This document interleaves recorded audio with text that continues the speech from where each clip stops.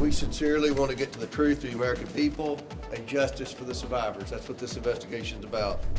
This will not stop us because his co-conspirator decided that she was going to try to play games with us this morning. I got news for you, Ms. Maxwell. We're not done. This is Today As It Happened. Good Monday evening to you. I'm Holly Furfer, here with your chronological look at the biggest events and stories from the day. Let's get to it. Jeffrey Epstein's ex-girlfriend and longtime accomplice will face questions on Capitol Hill today, but according to her attorney, she has pled the fifth. She's serving 20 years in prison for co-conspiring with him to sexually exploit and abuse minor girls over the course of a decade.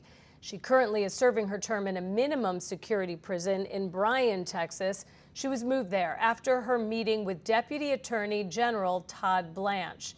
Now she's in the hot seat with lawmakers on Capitol Hill. Scripps News national correspondent Alex Miller live in New York with the latest. And Alex, we've already heard from Ghislaine Maxwell. It was a short subpoena there. What did we hear?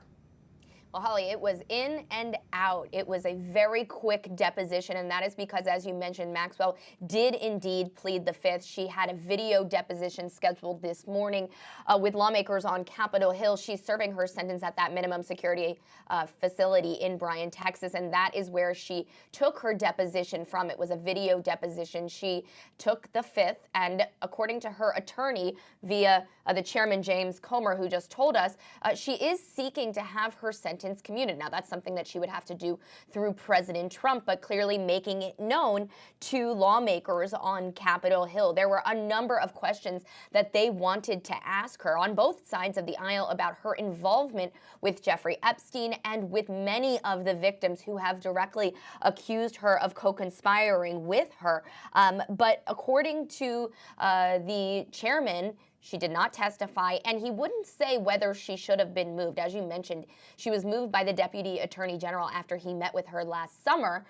But Jim Comer, the Republican who is leading this committee, wouldn't say whether that was a good idea, but he did say that she was a bad woman who committed crimes. And Alex, some survivors are alleging that Maxwell was really more than an accomplice. They even wrote letters to members of the committee ahead of her testimony today. What are they saying? Yeah, they were nervous to hear from her on Capitol Hill today when there was this possibility that she would answer questions. So they wrote to the committee essentially saying you shouldn't trust her. She has lied many times over. And they were really worried about her. They said she's self-interested and had no accountability. Now, obviously, we didn't end up hearing anything from her, but there is a level of rage that many of the survivors that I have personally spoken with feel towards her after having dealt with her personally. They are frustrated that she was moved to this prison. Many of the survivors that I've spoken with say that they found out through media reports that she was moved. There was obviously no reasoning behind it, and so there's a frustration there that she's living a little bit of an easier life. And what we know from a whistleblower who made some allegations to another congressional committee, that she's living a more easy life than at the previous facility that she was at.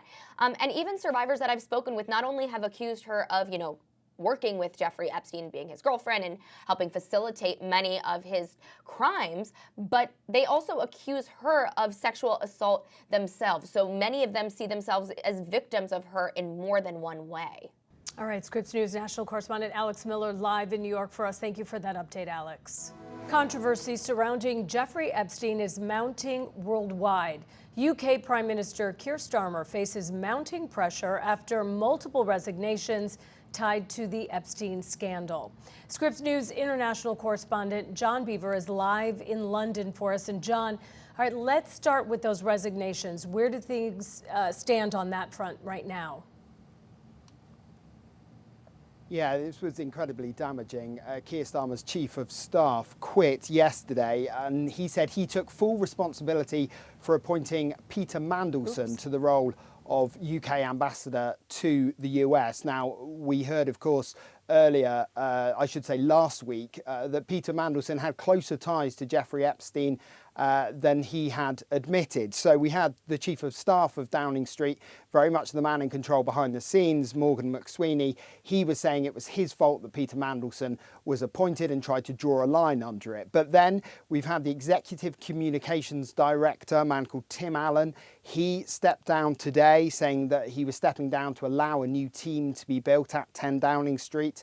And then things have just got worse from there. The Scottish Labour leader, well, he gave a press conference where he publicly called for the Prime Minister to step down. Now, this is a man who previously has had a good relationship with the Prime Minister, so it is a very big change there. Interestingly, there are elections coming up in Scotland in May, so a lot of people see this as the Scottish Labour leader trying to distance himself from an increasingly unpopular Keir Starmer. Certainly things are very rocky indeed at 10 Downing Street here in London. And Prince William and Kate, they broke their silence about revelations involving their uncle, the former prince, Prince Andrew. What did they say? Because they are usually not very present in the media. They don't usually weigh in on political matters. Yeah, that's right. And certainly the royal family traditionally will always decline to comment, and they keep a very tight lid on what is said publicly. But they have spoken out, as you said. They issued a statement saying they were deeply concerned by the continuing revelations and that their thoughts remain focused on the victims. So this is a scandal that is not going away. It is a scandal that critics of the royal family say that they should have acted upon sooner. And for Andrew Mountbatten Windsor, the disgraced former prince, who was known, of course, as Prince Andrew, well, emails appear to show that he gave confidential information to associates of Jeffrey Epstein when he was a trade envoy to the UK about investment opportunities in places like Singapore and Hong Kong. That's now being investigated by the police to see whether any wrongdoing has taken place. But certainly this is a story that is not going away, and the more that we've been seeing on both sides of the Atlantic about this, it is damaging not just politically but for the royals as well. International correspondent John Beaver live in London. Thank you for that update, John. And now let's take a look at some of our other top headlines of the day. The latest economic indicator flashing encouraging signs is also painting a picture of a growing wealth divide. General consumer sentiment is up, according to a new consumer survey from the University of Michigan. But that survey director says people with the biggest stock portfolios are fueling that positivity. And that makes sense, since 2026 started with big gains in equities. People who do not have a wealthy stock portfolio are more likely to report feeling less optimistic about the economy. The Federal Aviation Administration says it's taking steps to make sure people are using drones safely. The agency says it will more strictly enforce safety and authorization regulations. Earlier this year, the FAA updated its policies to require legal action if a drone endangers the public, violates airspace rules, or is used in a crime. A violation could come up with a $75,000 fine and license suspensions. This is Today as It Happened. Back in a moment.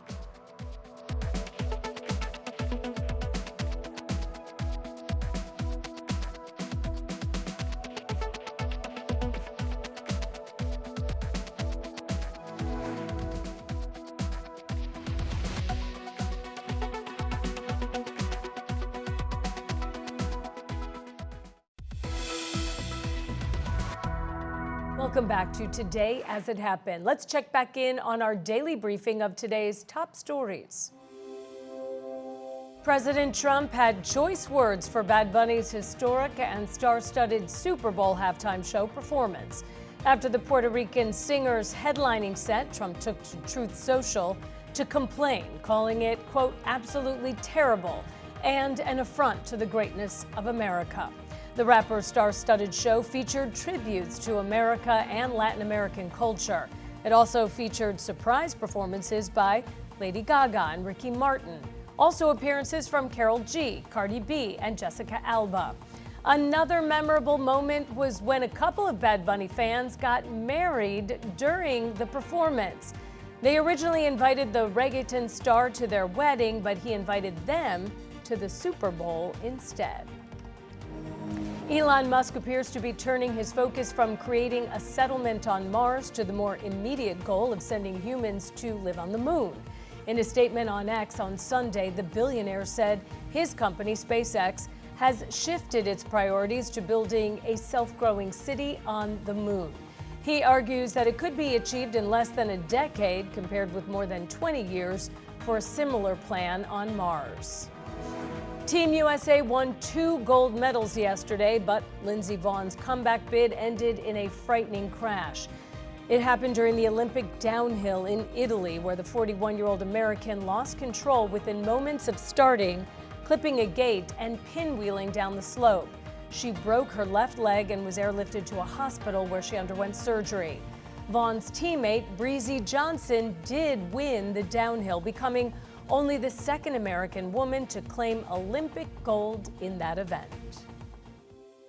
Newly released government records show that some of Silicon Valley's most powerful tech leaders and scientists are mentioned repeatedly in the Epstein files, revealing meetings, emails, and social access that continued long after his 2008 conviction and raising fresh scrutiny over elite networks in judgment of those leaders in the tech world. Scripps News business and tech correspondent Maura Barrett is live for us now. So Maura, what exactly do these records show about the nature and timing of contacts between these tech and science figures and Jeffrey Epstein?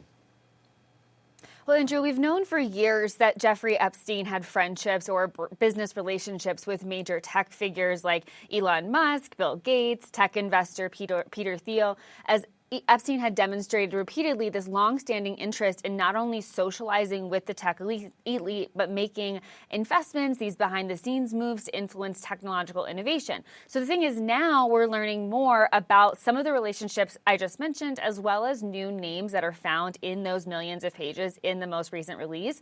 For example, there's some more correspondence between Epstein and Elon Musk, and even though Musk has repeatedly said on X that he declined invitations from Epstein to go to his private island, there are in fact emails from him asking, quote, what day/night will be the wildest party on your island? So that kind of goes against what we've heard from Musk previously. There's also more names like Jeff Bezos, Google co-founder Sergey Brin, as well as LinkedIn co-founder Reid Hoffman. The latter, Hoffman, he wrote in an email that he sent gifts to Epstein, noting that they were, quote, for the island, writing that Epstein should, quote, try for the girls, though it's unclear who Hoffman is referencing specifically when he mentions the girls. And then as for the science world, these new files also indicate that Epstein maintained this list of about 30 scientists or academics that he kept in touch with.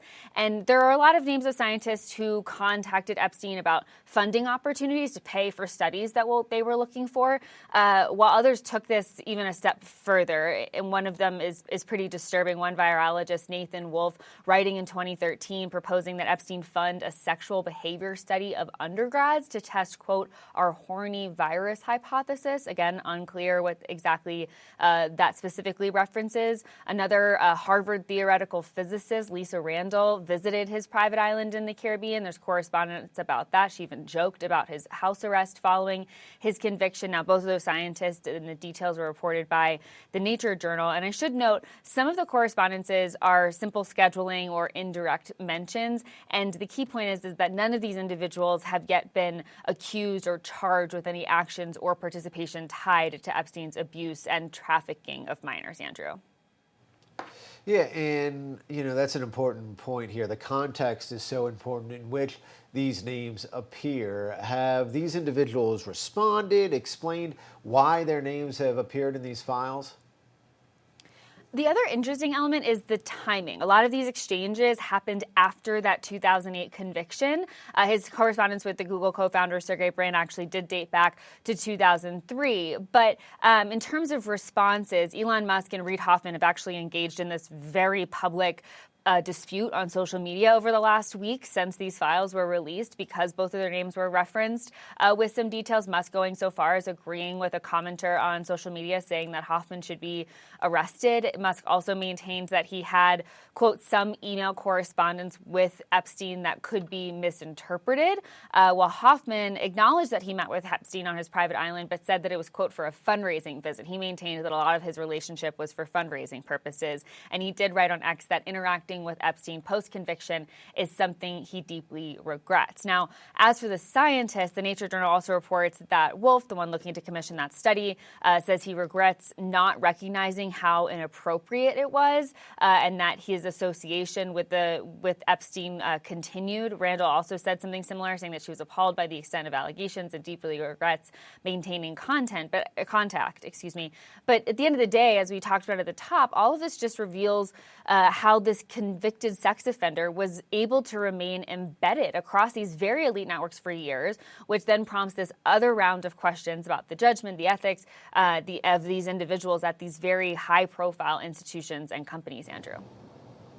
All right, Scripps News business and tech correspondent Maura Barrett for us. Maura, thank you.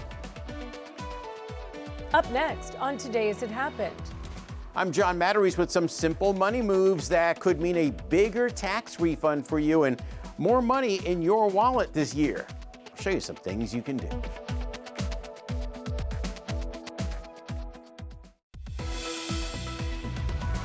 You're watching Today As It Happened, Scripps News rundown of the biggest events and stories of the day. So let's jump right in. Selfies from space are about to become a thing. NASA has given permission to astronauts to bring their smartphones with them on missions.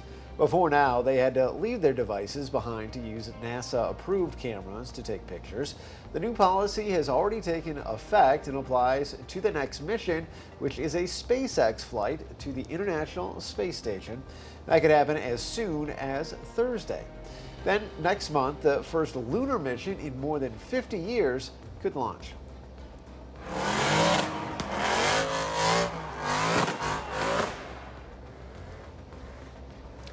And joyous fans packed the streets of Seattle last night to celebrate the Seahawks' Super Bowl victory. Some people were spotted climbing a light post and traffic light post, while others set off fireworks. Lumen Field, the Seahawks' home stadium, it was the franchise's second Super Bowl victory, and the defense was the driving force behind this championship. It was our night. Nobody expected it. Beginning of the season, you know, we were the underdogs, the hardest division in the NFL, but you gotta believe. Well, the final score was 29-13. The highly anticipated Super Bowl parade is set for this Wednesday at 10 a.m. Pacific time. Election reform is expected to take center stage in Washington this week, with the House of Representatives set to vote on the controversial SAVE Act. It would impact elections nationwide as well as your local elections office. It's already the law that if you want to participate in federal elections, you need to be an American citizen. But this week, the House of Representatives is set to vote on legislation that would require proof via documents of citizenship when registering to vote, as well as require a form of photo ID when going to the polls. The legislation has been a rallying cry for conservatives for years, as well as for President Trump, who is actively lobbying Congress for election changes. On Truth Social this weekend, the president writing, quote, "I'm asking all Republicans to fight for the following: Save America Act. 1. All voters must show voter ID. 2. All voters must show proof of United States citizenship to register for voting. 3. No mail-in ballots."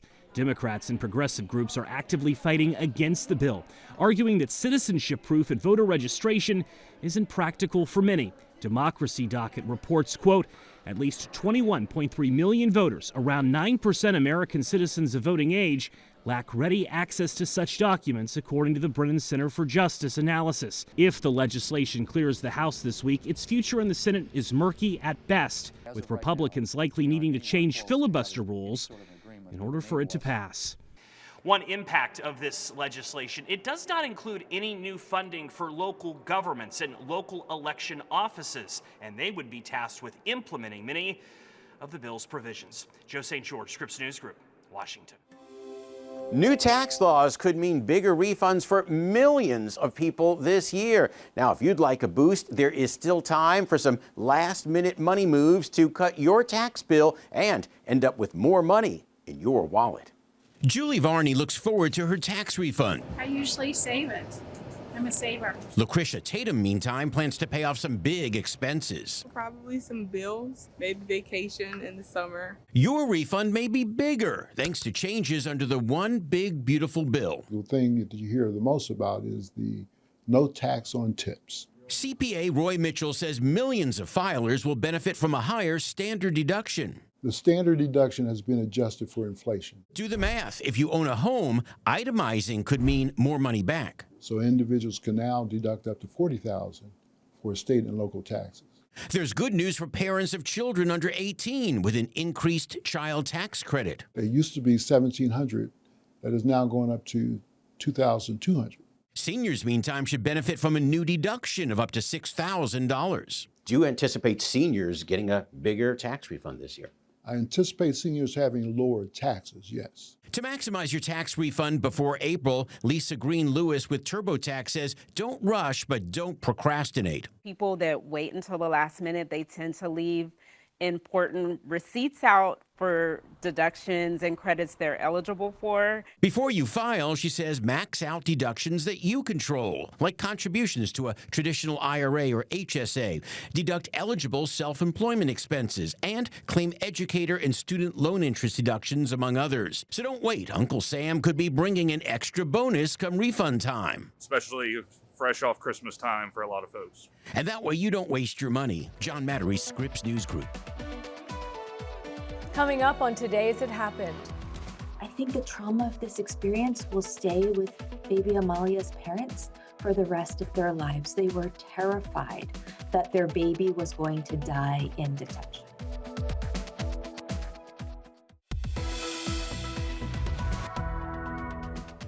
We're glad you're back with Today's It Happened. I'm Holly Furfer, here with your daily rundown of today's top stories. Has anybody made it to an upper floor in this building yet? Providence has released new video of the Brown University shooting that killed 2 students in December. The body camera footage shows a chaotic response as officers searched for the gunman, but doesn't give new information on the attack. Audio captures campus police reporting confirmed gunshots and describing a suspect in all black with a ski mask. The shooter, a former Brown graduate student, killed himself days after the attack. And nurses at 2 major New York City hospital systems have reached a deal to end a nearly months-long strike. The agreement covers more than 10,000 nurses at Montefiore and Mount Sinai hospitals. They'll get a 12% pay raise over the next 3 years. Nurses at New York Presbyterian are still on strike. And a trial against Meta begins Monday in New Mexico over allegations the company misrepresented the safety of its platforms. The state's attorney general claims Meta enabled predators who target children for sexual exploitation. Meta denies the allegations. It is the first standalone trial from state prosecutors against a major social media company. And we continue to look at the changing face of ICE in America. On Capitol Hill, members of Congress are still butting heads over proposed changes to immigration enforcement. Democrats want the Department of Homeland Security agents banned from wearing masks and to wear body cameras. Well, in ICE holding facilities, the ability to treat children is being questioned. We have team coverage today from here in Washington. Nathaniel Reed, our congressional correspondent, covering that funding fight, and investigative reporter Patrick Terpstra taking a look at the conditions inside ICE facilities. Nate, let's start with you. The Democrats said this weekend that they've heard nothing back on their requests. Has anything really changed? All quiet on the Western Front, Andrew. Here on Capitol Hill, things seem like they're pretty much in exactly the same position We left them in last week. There was the question of whether there would be negotiations over the weekend to reach an agreement on funding for the Department of Homeland Security. But much like I reported last week, it seems like masking, the Democrat desire that Republicans not wear masks when conducting immigrations and customs enforcement is largely one of the big sticking points up here on Capitol Hill. A number of Republicans said they have serious concerns about doxing. If you look at that video on your screen, that's a lot of what the raids have looked like in recent weeks and months in cities across the country. Democrats want to make ICE look more like a professional police force, removing the roving patrols, removing the masks, requiring identification on officers that says their name and badge number, along with other key changes like requiring a judicial warrant. A number of Republicans have dismissed those changes out of hand. Democrats releasing a list of 10 proposed changes late last week that they wanted to see with Immigrations and Customs Enforcement. Some Republicans immediately taking aim, including leadership. One member of leadership sending this out to members of the press, noting that the list of 10 Democrat asks were more like a list of 23 asks, one of them being firing Homeland Security Secretary Kristi Noem, something that Democrats included in their letter to Republican leadership. So, Andrew, at this point, both sides seem as far apart as ever. The odds of a partial government shutdown, which would affect not just ICE, but also the Department of Homeland Security, which includes TSA, includes FEMA, includes the Coast Guard, that could be possible as soon as this weekend. All right, so it seems like things are rather dim. Do you have a sense of the political appetite by either of these parties for another partial government shutdown? Well, look, there's not much appetite for a partial government shutdown, so to speak. But when lawmakers are so far apart on political strategy and on the negotiating points, a shutdown is unavoidable. They need to act by this Friday. That is the funding deadline. Otherwise, we will be in a partial government shutdown. And look, I don't think you can find a single member of Congress or member of leadership who says they want to see the government shut down. Yet Democrats, Republicans completely far apart.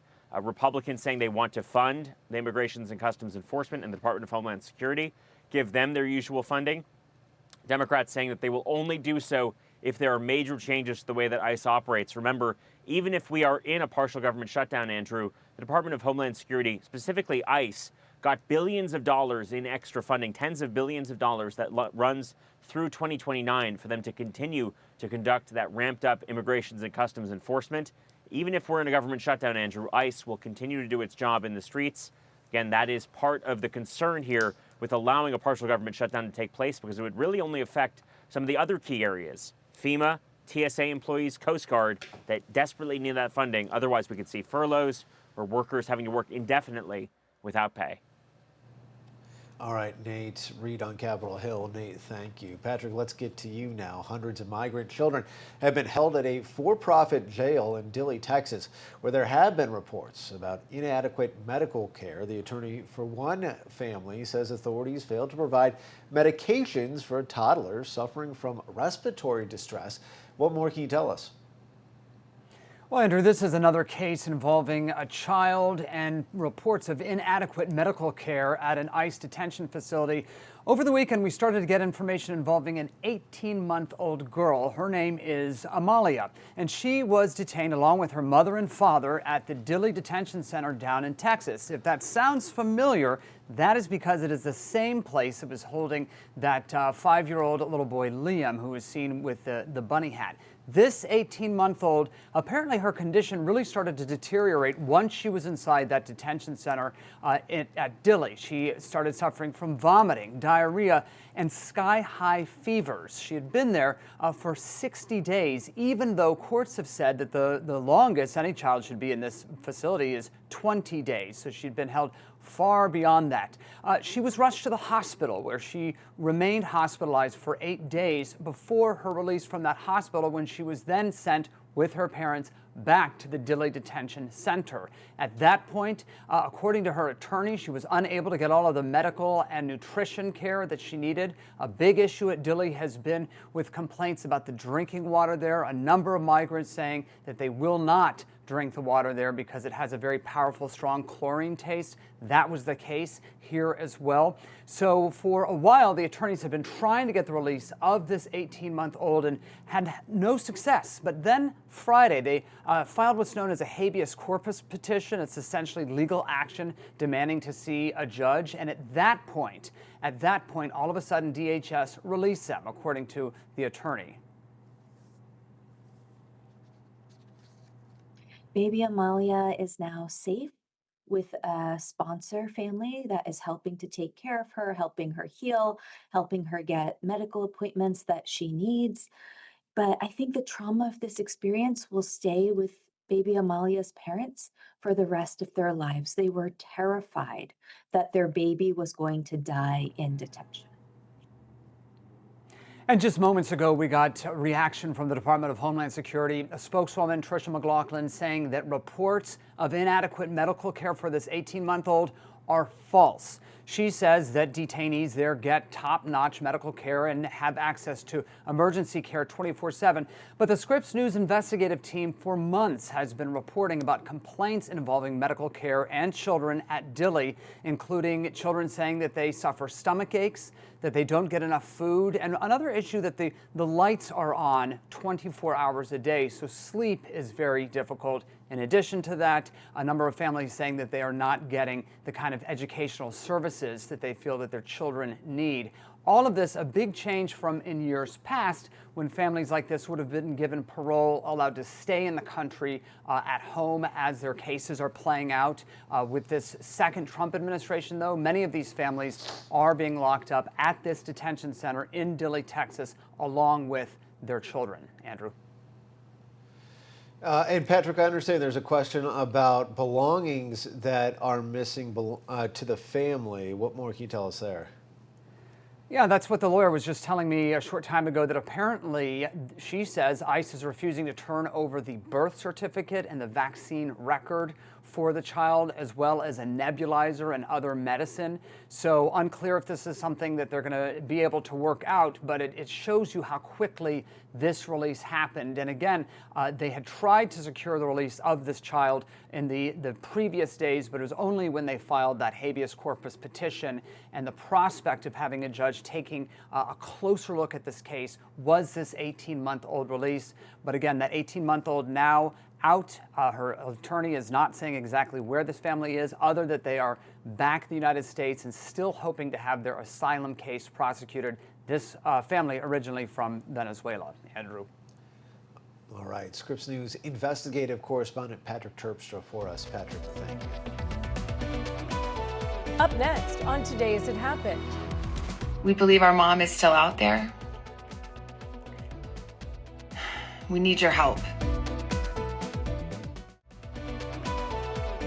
We're glad you're back with Today As It Happened. I'm Holly Furfer, here with your daily rundown of today's top stories. Time is running out for a deadline set by Nancy Guthrie's alleged kidnappers. The 84-year-old's abductor is demanding a ransom of $6 million to be paid by 5 p.m. tonight. A ransom Savannah Guthrie says the family will pay. Scripps News senior national investigative correspondent Lori Jane Gliha is live on the scene at Nancy Guthrie's house in Tucson. And LJ, I understand that there was just another video released by Savannah Guthrie. What can you tell us? That's right, Andrew. Just a few minutes ago, Savannah Guthrie posted a new video on Instagram. She thanked the public for their prayers and said they believe that their mother is still out there. She pleaded for help and called this their hour of desperation. We have that sound for you, and I'd like for you to take a listen to it. Hi there, everybody. I wanted to come on and just share a few thoughts as we enter into another week of this nightmare. I just want to say, first of all, thank you so much for all of the prayers and the love that we have felt, my sister and brother and I, and that our mom has felt. Because we believe that somehow, some way, she is feeling these prayers. and that God is lifting her even in this moment and in this darkest place.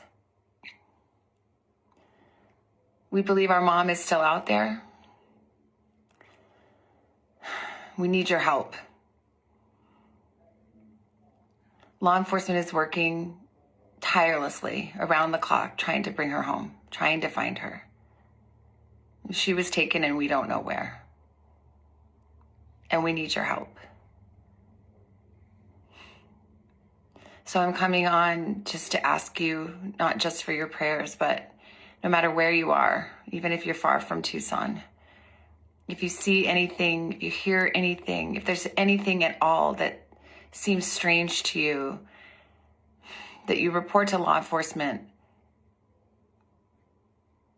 We are at an hour of desperation, and we need your help. An hour of desperation. An hour of desperation. And as for an update on this investigation, this morning the Pima County Sheriff's Department told me that detectives and agents are conducting follow-ups at multiple locations. But since early this morning, we haven't gotten much of an update. This as the ransom deadline is looming closer. The search for Nancy Guthrie now stretching into a second week. Every hour is more difficult. There's no question about that. A looming ransom deadline to pay a potential kidnapper is rapidly approaching. According to Scripps News Tucson station KGUN, a ransom note it received demanded $6 million in Bitcoin by 5 p.m. on Monday. Guthrie's children released another video Saturday on social media, appearing to suggest they'd pay that ransom. We beg you now to return our mother to us so that we can celebrate with her. This is the only way we will have peace. This is very valuable to us, and we will pay. Investigators searching for Guthrie were on the scene at her home again over the weekend and searched an underground tank on Sunday. They also seized a car from her home on Friday. Then, on Saturday evening, multiple Pima County Sheriff's deputies spent time inside daughter Annie Guthrie's home and appeared to collect evidence.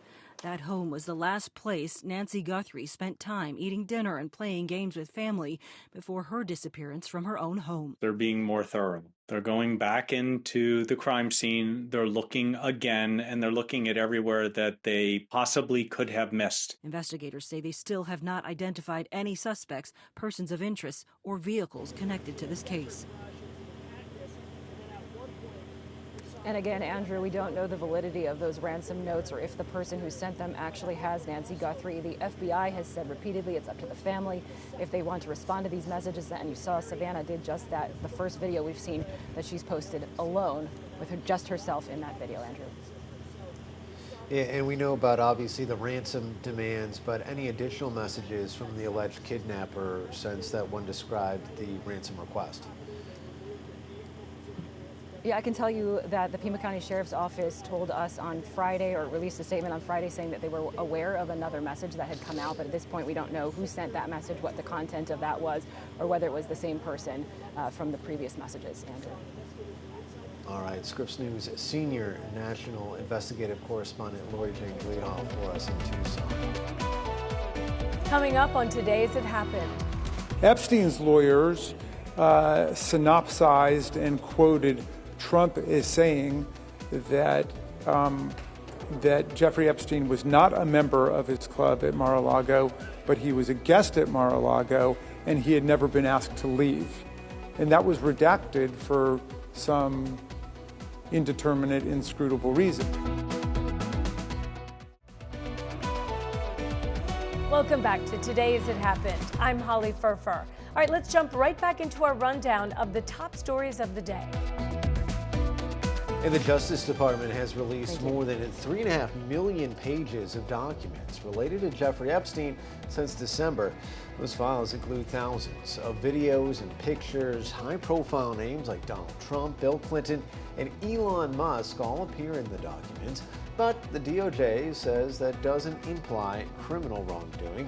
Lawmakers are coming in and out of the DOJ looking at some of the unredacted documents. Have we learned anything so far? Well, Andrew, it was an uneventful morning when Ghislaine Maxwell took the fifth, not giving any testimony to the House Oversight Committee. So really turning our attention now to learning more about what's actually in the files, as you remember, a number of these pages are either fully redacted or there's redactions that we just simply don't understand why they're redacted. The law says that they are supposed to only redact for ongoing investigations, victim privacy, and national security interests. And it's clear from a lot of these that that certain emails and documents do not necessarily fit any of those categories. So now the Department of Justice says that members of Congress can go through and look themselves at the unredacted files, rather. Now, it's important to note here, they're only able to look at files that have been released. According to the ranking member, the top Democrat on the House Judiciary Committee, Jamie Raskin, he believes that there are some 3 million documents that have not been put out for the public yet. He went earlier this afternoon to view some of these files. He says it's in a room in the DOJ with just 4 computers. He's not allowed to bring any staffers in there. So it's just pen and paper, no electronic devices either. So you're really having members of Congress having to sort through this all by themselves. Obviously, their staffers are the ones likely going through a lot of this information. But he went through, he gave reporters a little bit of insight. He's named one person, Les Wexner, the owner of Victoria's Secret, who has been named at other points in the files. He's one of the names that he said he saw in there in emails that had been redacted, but when he looked at them, had Wexner's name in them. Listen to what he said about that and one other document that stuck out to him. And I couldn't understand the logic of that. He was not a victim, and his name has appeared other places. Now, the Department of Justice has not sent forth its so-called privilege log, so it's not explained yet why there might be certain redactions that have been made. I saw one document which was an email that was sent by Jeffrey Epstein to Ghislaine Maxwell, which was the forward of an email that he had received from some of his lawyers giving an account of a conversation between Epstein lawyers and Trump lawyers and others about what had taken place during that 2009 period. It was during the period of the 2009 investigation. And Epstein's lawyers synopsized and quoted Trump as saying that that Jeffrey Epstein was not a member of his club at Mar-a-Lago, but he was a guest at Mar-a-Lago, and he had never been asked to leave. And that was redacted for some indeterminate, inscrutable reason. And Andrew, Raskin says that he wants to hear from survivors now, wants to have hearings on Capitol Hill where survivors have the chance to speak. We are waiting now for for a news conference with Congressman Thomas Massie and Ro Khanna, the two men who authored the Epstein Files Transparency Act. They had headed over to the DOJ just a couple of hours ago, and they are expected to speak about what they learned from it any moment. Yeah, and Alex, speaking of hearings, we expect to hear from Pam Bondi later this week, the Attorney General. What do we expect from her? Well, this hearing is happening in the House Judiciary Committee, so not where the investigation is taking place. It's going to be about a bunch of different things, but of course, the Epstein Files Transparency Act will be probably the most paramount that we can expect to hear from them. Survivors are traveling to Washington, D.C. to make sure that they are present for this testimony. And when we hear from her, there are a number of members of Congress who have said that they want to talk about this process.